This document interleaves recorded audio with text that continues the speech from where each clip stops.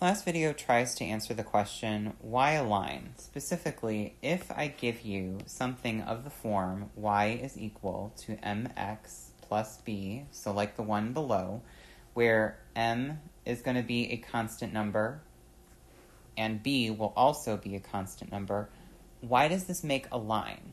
So if you think about it, if you look at the image of a line, it's going up or down at a constant rate. If you kind of look back at the work that you did in the previous videos, you'll see that everything kind of followed in a nice constant rate. There were no jumps, there weren't any swoops or anything along those lines. It was just this nice straight line. So essentially, what we want to note is we can kind of see the pattern happening if we were to construct a table of values like I have on the right side. So we're basically saying, in this case, as I increase my x value, or my independent variable, by 1, what is happening to my dependent variable, or my y variable?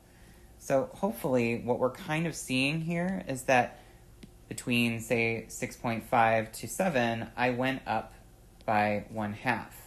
From 7 to 7.5, I also went up by 1/2. And notice that I'm increasing by the same amount every time. The other thing to note here is that we have a set of instructions coming to us when we are looking at y is equal to 1/2 x plus 7. What we are saying here is take your value for x, and in this case, cut it in half. That's what we are doing when we are multiplying by 1/2. After this, add 7. So we're just describing in words what our equation is saying to us in symbols. So this is how we figure out the value of y.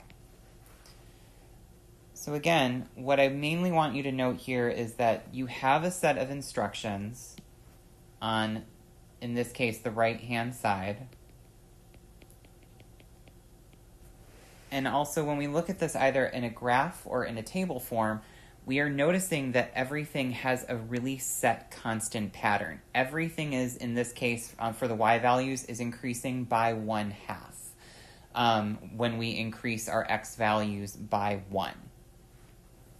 This would not be linear, for example, if we were going through and maybe if we put in 3 and we ended up getting like a 10, because then that would mean that we increased by 2. It would have broken the pattern. But again, this is not the case. Let me fix that, and this is our result. So definitely play around with this. Maybe pick a new linear equation and explore it. If you have any questions, please let me know.